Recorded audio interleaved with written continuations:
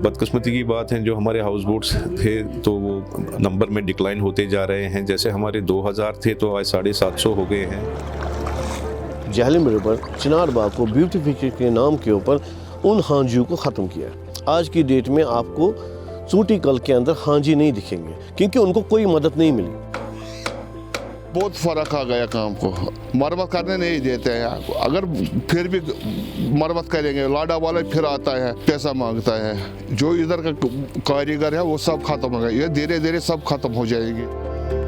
बार बार हम fire service को बोलते हैं कि इतने हाउस बोट जल गए, इनको भी कोई मदद नहीं मिली गवर्नमेंट की तरफ से, कोई पॉलिसी नहीं है। कोर्ट में फिर हमें साल लगते हैं, तब तक जो हाउस बोट खराब हुई होती है, जिसका बॉटम खराब हुआ होता है, तो वो साल भर में खुद ही डूब जाता है, खुद ही खत्म हो जाता है। लोग डिसइंटरेस्ट होते जा रहे हैं, कहते हैं जी हमें ये काम करना ही नहीं है।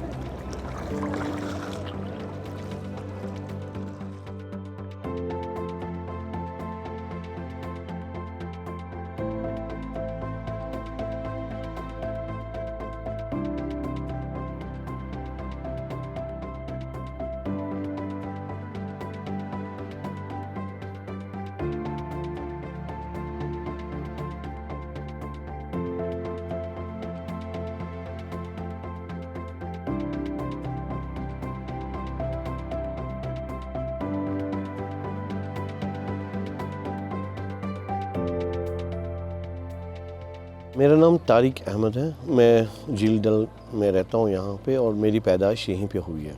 अगर हम टोटल बोटों की बात करें, मुझे लगता है कि हज़ारों की तादाद में बोट हुआ करती थी। खाली डल झील के अंदर नहीं, मैं आपको झेलम रिवर से लेके चिनार बाग, चूटी कल जो है, डल लेक और निगीन लेक की बात करूँ तो हर एक हाउस बोट के पीछे एक बोट हुआ करता था, उसको डुंगा बोट कहते थे। उस डुंगा बोट की तादाद बहुत ज़्यादा हुआ करती थी, और यहाँ पे ऐसे भी लोग रहते थे जो टूरिस्ट बिजनेस नहीं करते थे, मगर वो डल झील में रहते थे और डुंगू में रहते थे। आप अगर ओल्ड पिक्चर्स देखेंगे तो आप उसमें देख सकते हैं कि हर एक जितने भी यहाँ पे वाटर वेज थे, उसमें सारे वही रहते थे।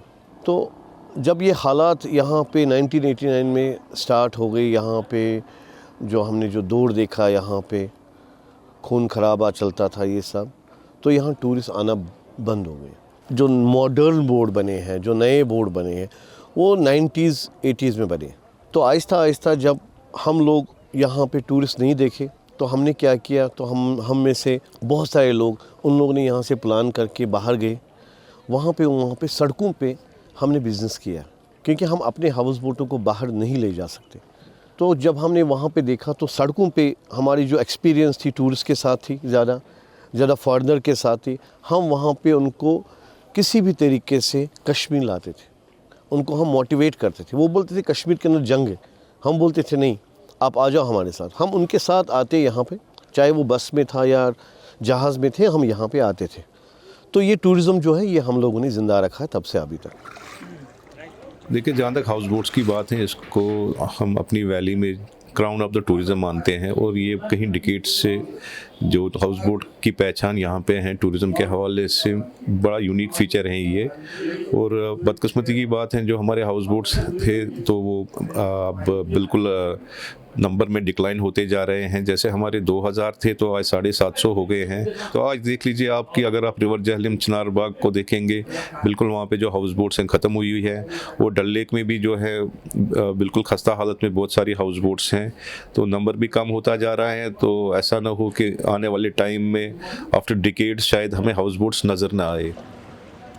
एक तो बहुत सारे लोग हैं जिन लोगों ने अफोर्ड नहीं किया अपने बोट को रिपेयर करने में, तो वे ऐसे ही खस्ता हाल में ख़त्म हो गए। एक रीज़न वो था। दूसरा रीज़न कि लक्कड़ बहुत एक्सपेंसिव हो गई, और तीसरा था कि परमिशन मिलना बहुत मुश्किल था। हाउस बोट्स में जो रिपेयरिंग रिनोवेशन से हमें कोर्ट में जाना पड़ता है, फिर कोर्ट से जब परमिशन मिलती है तब हम अपनी यूनिट्स को रिपेयर या रिनोवेट कर सकते हैं। तो ऐसा हमने गवर्नमेंट को अपना प्रपोजल भी दिया था। बहुत सारी मीटिंग्स हमारी उनके साथ हुई, सीरीज़ ऑफ मीटिंग्स।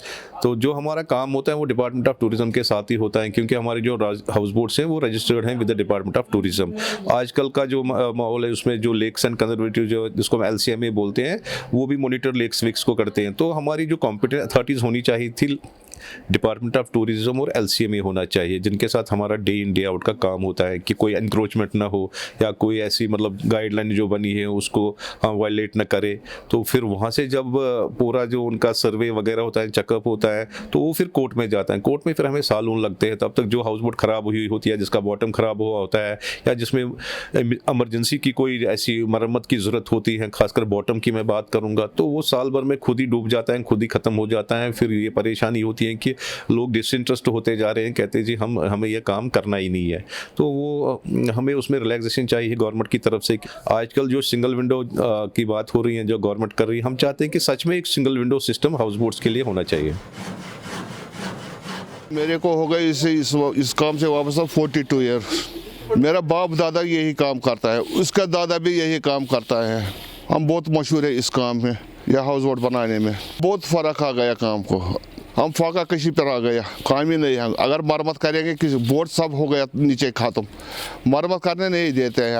अगर फिर भी मरम्मत करेंगे, लाडा वाला फिर आता है, हमारे क्या हो गया, हमारा वो अपने पैसा मांगता है, करने नहीं देता है। हम फाका कशी पर पहुंच गया। इसको या नया या बनाने में 1 साल लगता है, कम से कम 75% फ़र्क पड़ गया।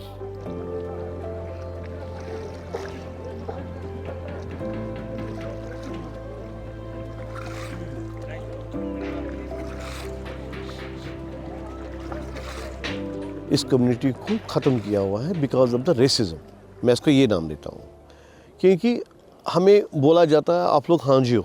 ये एक पॉलिसी के तहत इनको ब्यूटिफिकेशन के नाम के ऊपर, जहलम रिवर, चिनार बाग को ब्यूटिफिकेशन के नाम के ऊपर उन हांजियों को ख़त्म किया। आज की डेट में आपको चूटी कल के अंदर हांजी नहीं दिखेंगे, क्योंकि उनको कोई मदद नहीं मिली। उनको एक प्लाट दिया गया, छोटा सा प्लाट दिया गया, उसी में वो खुश हो गए, वो गए, चले गए, वो ख़त्म। जहलम रिवर के अंदर मैक्सिमम बोट वालों को दिया गया है, वो भी भाग गए वहाँ से। क्योंकि वो जो जितने भी फैमिलीज़ यहाँ पे हुआ करती थी, जब उनके पास काम ही नहीं रहा तो वो बेचारे भी सफ़र ही कर रहे ना। और अब कितने रह गए, मेरे को लगता है विद इन द सिटी कोई 2-4 गिने चुने लोग होंगे। आई एम नॉट श्योर कि उतने होंगे भी, नहीं भी होंगे, जो वो स्किलफुल लोग थे, क्योंकि जो हाउस बोट बनाना जानते थे। आज वो बेचारे या तो मर गए हैं या तो उन्होंने काम छोड़ दिया है। और जो उनकी फैमिलीज़ हैं वो ये कंटिन्यू नहीं करना चाहते हैं, क्योंकि आजकल के ज़माने में आप देखिए कितने मतलब डे टू डे जो लाइफ है कितनी हार्ड हो रही है। इसमें क्या है, 25% काम है। जो इधर का कारीगर है वो सब खत्म हो गया। ये धीरे धीरे सब खत्म हो जाएगी। इजाज़त नहीं देता है, कोई नहीं सीखता है। मैंने अपने बच्चा वो भी नहीं सीखता है, क्या सिखाऊंगा उनको, फिर क्या करेंगे, बड़ा होकर क्या करेंगे। अभी क्या साल में एक होता है, या होगा या नहीं होगा, फिर क्या करेंगे हम। बैन से पहले बोट बनाता है। पिछले 30 सालों में क्या 6 बोट बनाया, कम से कम 2 करोड़ रुपये। पर हाउस बोट बनता है ना, उसको बोलते हैं कश्मीर में पश, वो नहीं मिलता है। वो पट्टी होता है 80 फुट 50 फुट, वो नहीं काटने देते हैं। वो कहाँ, जंगल भी हो गया ख़त्म, ये काम भी हो गया ख़त्म। बाहर की स्टेट में अभी गुजरात में हाउस बोट बन गया, अभी केरला के अंदर बोट्स हैं, बहुत सारे स्टेट के अंदर बोट बन रहे हैं। यहाँ की हुकूमत ने इस इंडस्ट्री के ऊपर कोई ध्यान नहीं दिया है। हमारी लकड़ वो भी एक्सपेंसिव, हमारी अगर हमें बोट को रिनोवेट करना उसके लिए भी डोर टू डोर जाना पड़ता है। हर एक चीज़, डॉक यार्ड बना दिया, आप देखिए डॉक यार्ड की क्या हालत है। बहुत टाइम के बाद हमारे छोटे छोटे मसले थे गवर्नमेंट के साथ, एक officer within no time वो मसले हल करता, मगर आज तक वो मसले वहीं के वहीं पड़े हुए हैं। अभी बहुत टाइम के बाद फिर हमारे एसोसिएशन ने इतना लड़ा, हर एक प्रेसिडेंट ने लड़ा इसके ऊपर, तब जाके हमें परमिशन दी गई है। मगर परमिशन भी ऐसा कि हमें लकड़ हमने बोला था, मगर लकड़ को हम ऐसा बोलते हैं कि आपको जाना है वहाँ पे ऑक्शन होगा, ये सब होगा, वो हमारे बस की बात नहीं है। वी डोंट नो कि वहाँ पे बड़े बड़े वो आते हैं लकड़ वाले, जिनको जो एक्सपीरियंस रखते हैं, वो तो उसको अभी 10,000 रुपये की भी फीट हो गई, क्यूबिक फीट वहाँ पे। तो वहाँ पे हम उनसे जीत नहीं सकते हैं। बिज़नेस तो चलता है, पिछले 1-2 साल से अच्छा खासा बिज़नेस आया, क्योंकि जो गवर्नमेंट की एक प्रायोरिटी है कि टूरिज़्म को कश्मीर में बढ़ावा देना चाहिए। तो 2-3 सालों से कश्मीर में अच्छा खासा बिज़नेस रहा। पहले हमारे यहाँ ज़्यादा हाउस बोट्स हुआ करती थी, तो ज़्यादा से ज़्यादा लोग इसमें इन्वॉल्व थे, ज़्यादा से ज़्यादा लोगों की रोज़गार इस पे चलती थी, जो इनका ब्रेड एंड बटर है, फैमिलीज इन्वॉल्व होती थी। जब ये नंबर कम होता जा रहा है, डेफिनेटली असर वो भी है कि बहुत सारे लोग बेकार भी हो गए हैं, क्योंकि उनके पास वो फिर काम नहीं रहा है। अब अभी जो जितने भी हैं तो मतलब वो बेचारे भी जिनके पास वो उस स्टैंडर्ड का हाउस बोट नहीं है, आजकल का जो मार्केट मांगता है, मतलब ये डिमांड एंड सप्लाई की बात होती है। जैसे हमारे यहाँ नेशनल इंटरनेशनल टूरिस्ट आते हैं तो वो आज अपग्रेडेशन मांगते हैं, मतलब तब हम इजीली वो कर सकते हैं वो रिनोवेशंस वगैरह, जब हमारे पास ऐसी कोई दिक्कत ना हो कि हमें कोर्ट में जाना पड़े।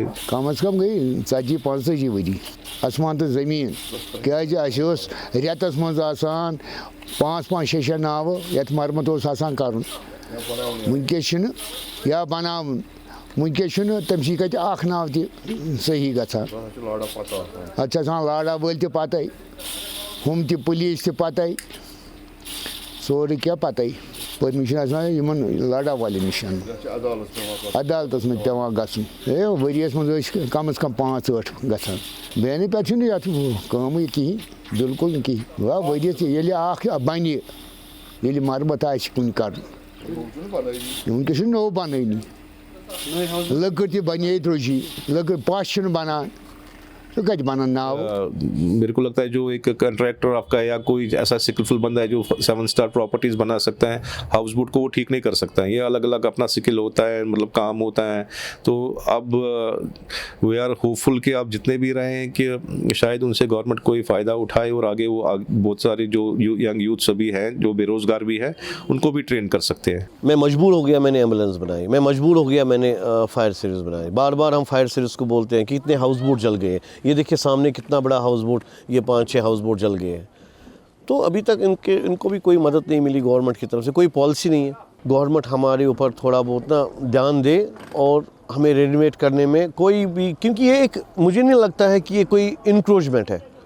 बोट बना हुआ है, आप देखिए बोट तो बना हुआ है, उस बोट को रिपेयर करना है।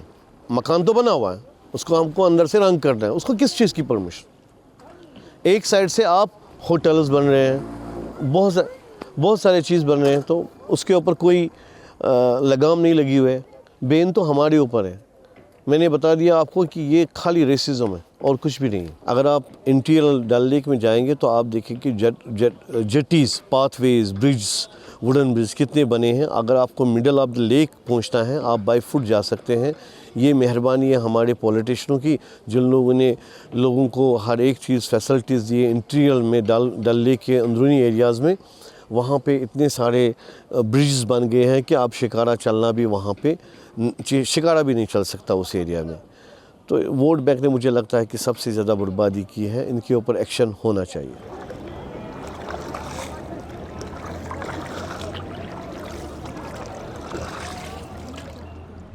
You can fund journalism that solely works for you.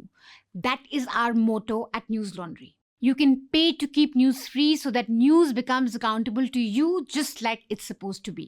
Visit newslaundry.com and become a paying subscriber so that you can pay to keep news free and independent.